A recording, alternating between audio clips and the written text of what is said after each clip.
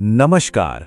आज हम एक ऐसी बात समझने की कोशिश करेंगे जो हम सब की जिंदगी से जुड़ी हुई है, जाने देना, जिसे त्याग की दिव्य कला भी कहते हैं। कभी ये ख्याल आया है कि जिस एक चीज के जाने पर हम पूरी तरह टूट जाते हैं, जिस एक नुकसान पर हम शिव से भी सवाल कर बैठते हैं कि आखिर ये हुआ क्या, ये है क्या असल में। हो सकता है वो कोई इंसान हो जिसके जाने से जिंदगी में एक ऐसा खालीपन आ जाता है जो लगता है कि अब कभी नहीं भरेगा। या फिर कोई रिश्ता हो सकता है, एक ऐसा रिश्ता जिसकी डोर टूटते ही हम खुद भी बिखर जाते हैं। ऐसा लगता है जैसे जैसे हमारे वजूद का ही कोई हिस्सा हमसे अलग हो गया हो। या कोई सपना भी तो हो सकता है ना? कोई ऐसा मौका जिसके हाथ से निकल जाने का अफसोस शायद जिंदगी भर रहता है।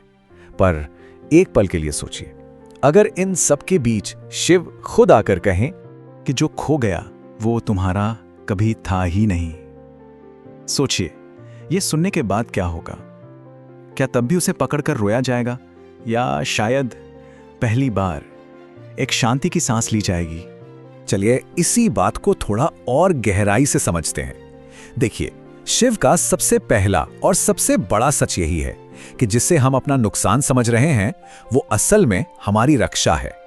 शिव कभी किसी से कुछ छीनते नहीं हैं, वो तो बस उस चीज को रास्ते से हटाते हैं जो हमें हमारी असली मंजिल से, हमारे सही रास्ते से भटका रही होती है। और यहीं पर हमारी सोच और शिव के सच का फर्क साफ साफ नजर आता है। जिसे हम कहते हैं नुकसान, शिव उसे कहते हैं रक्षा।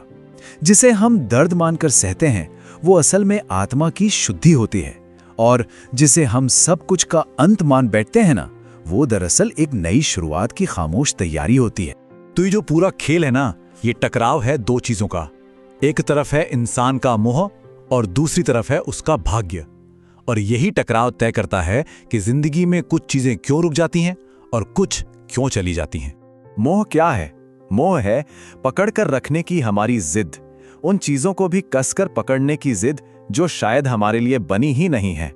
और भाग्य, भाग्य वो है जो होना ही है, वो जो बिना किसी जोर जबरदस्ती के, बिना किसी कोशिश के टिका रहता है और अपने बिल्कुल सही वक्त पर सामने आता है।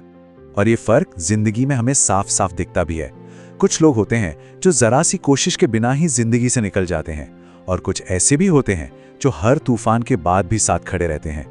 बस यही तो है मोह और भाग्य का पूरा खेल।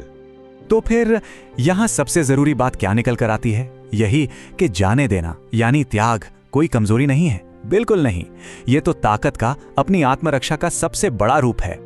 आज की दुनिया में अक्सर लेटिंग गो को यानी त्याग को कमजोरी मान लिया जाता है, लेकिन जरा सोचिए, वो शिव जिनके पास सब कुछ था, वो खुद सबसे बड़े त्यागी हैं, सबसे बड़े वैरागी हैं। और जिस दिन इंसान को ये समझ आ जाता है कि जिस चीज से मुझे इतना प्रेम है, अगर वही मेरी आत्मा को अंदर से तोड़ रही है, तो इसे भी छोड़ना ही पड़ेगा। यकीन मानिए, उस दिन दुख नहीं होता, उस दिन असल में मुक्ति मिलती है। अब आगे बढ़ते हैं और देखते हैं कि ये सब जाकर पूजा के सबसे जरूरी हिस्से से कैसे जुड़ता है। और वो हिस्सा है विश्वास यानी भरोसा। वो भरोसा जो सारी चिंताओं की जगह आस्था को ले आता है।